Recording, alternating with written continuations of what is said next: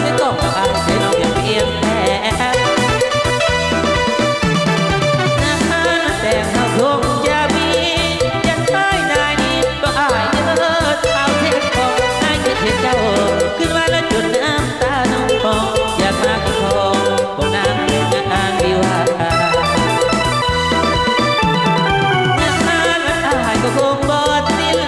ก็เดือดทำไมอยากกินปลาสายโลกพอหลวงกินงานเมื่อไรอยากกลับมาหาปุ้ง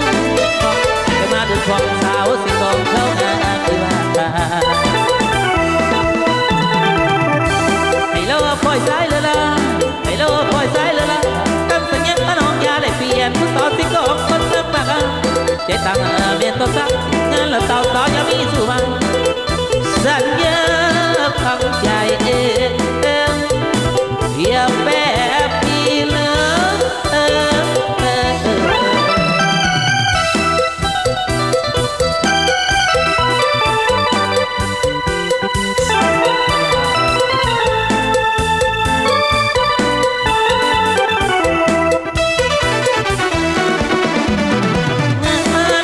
ยก็คงบอดสิ้นก็เดือดอยากคิดว่าใจโลกก็ดวงสิ้นงานเมื่อไรอยากกลับมาหาปุ้ง